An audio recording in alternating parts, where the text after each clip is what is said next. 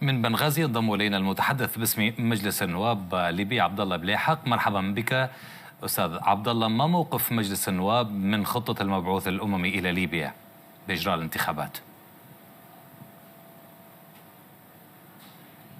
نعم، مساء الخير لك ولكل السادة المشاهدين الكرام. طبعا مسألة المضي قدما في ما أقره مجلس النواب وتوافق عليه مع مجلس الدولة في مسألة القاعدة الدستورية وتحديدا تعديل الدستور الثالث عشر، هذا ما تم التوافق عليه وهذا ما أعلنه السيد المبعوث الأممي. فهذه إجراءات قام بها مجلس النواب بالتوافق مع مجلس الدولة، وهي الطريق لإجراء الانتخابات في أقرب الأجال بإذن الله تعالى. طيب، يعني الموقف الصريح من مجلس النواب، أريد أن أتوقف عند هذه النقطة. البعض يقول بأنه ما إن أعلن عبد الله باتيلي هذه الخطة حتى رحب الغرب، بينما سلطات الشرق يبدو لديها تحفظ في هذا الموضوع. لا، هو ما أعلن عنه، وأكد بأن ما أعلن عنه ورحب به السيد باتيلي اليوم هو ما قام به مجلس النواب، بمعنى أن مسألة المضي قدما في اتجاه الانتخابات استنادا إلى تعديل الدستور الثالث عشر الذي وضح صلاحيات السلطات في المرحلة القادمة وكذلك العلاقة بين هذه السلطات من خلال التعديل الدستوري الثالث عشر، والمضي قدما في تشكيل لجنة لمراجعة القوانين الانتخابية التي أصدرها مجلس النواب، سواء قانون رقم 1 لسنة 21 وهو قانون انتخاب رئيس الدولة، أو القانون رقم 2 لسنة 21 وهو قانون انتخاب مجلس النواب. فهذه الخارطة أو هذا المسار هو من رسمه هو مجلس النواب بالتوافق مع مجلس الدولة. ولكن هنا أؤكد على شيء، أن يكون هنالك نية صادقة بالفعل من قبل المجتمع الدولي وأيضا البعثة الأممية، أن يكون هنالك دعم حقيقي لهذا المسار من أجل إجراء الانتخابات الرئاسية والبرلمانية المتزامنة. وهنا أعود بك وبالسادة المشاهدين الكرام للعام 2021، خاصة بأن هنالك بعض ما ورد في المؤتمر الصحفي للسيد المبعوث الأممي اليوم من في مسألة عدم جدية أو عدم مصداقية مجلس النواب في المضي قدما في إجراء الانتخابات.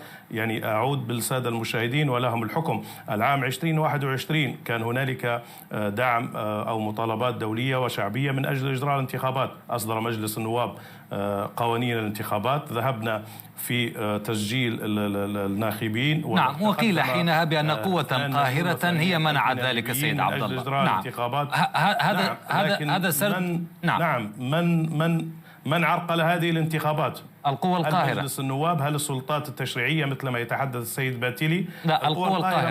ما هذه القوى القاهرة؟ لماذا لم من الإشحاف عبد الله أن يقول السيد المبعوث الأممي اسمح لي أستاذ عبد الله، النواب هو من عرقل الانتخابات؟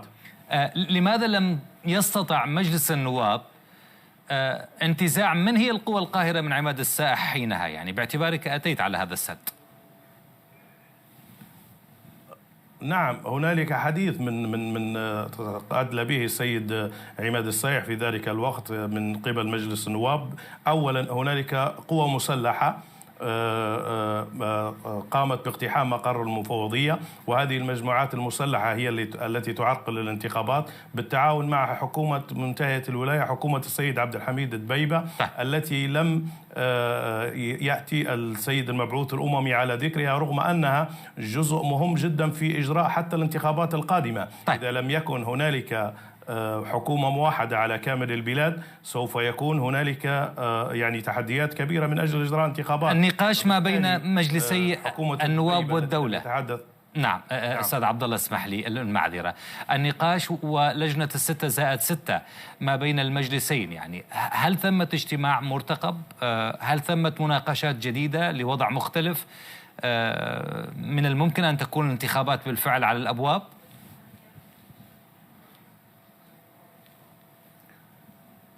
طبعا في الأيام القادمة سوف يكون هنالك تشكيل للجنة التي أقرت، لجنة 6+6 من مجلس النواب و6 من مجلس الدولة لمراجعة قوانين الانتخابات والتوافق عليها.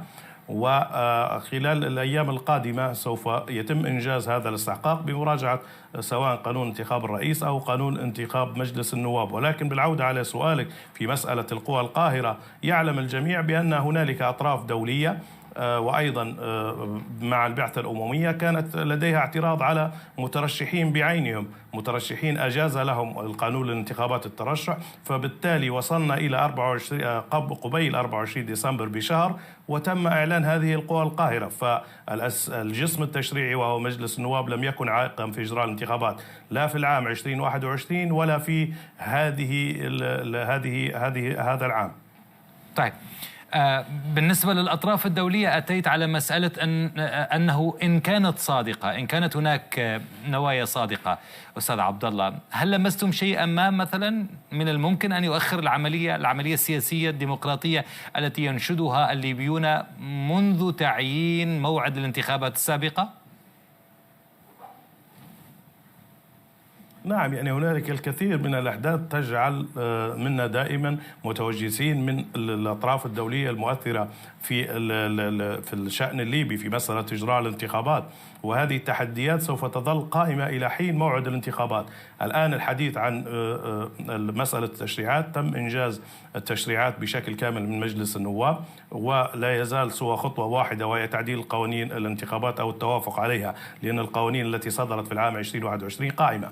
لكن التوجس من الأطراف الدولية في مسألة المترشحين وتحديد الانتخابات الرئاسة ربما يتكرر نفس السيناريو الذي حصل في 2021 الذي لم يكن مجلس النواب طرفا فيه.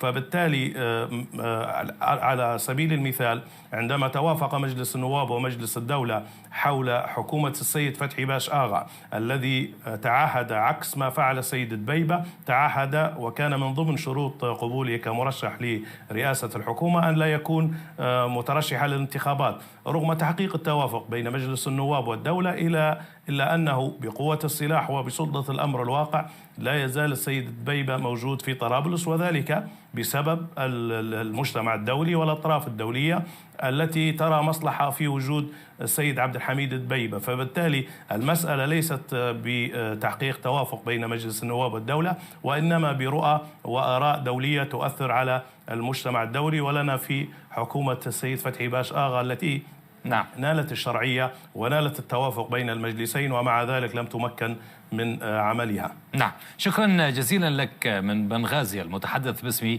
مجلس النواب الليبي عبد الله أبلي حق.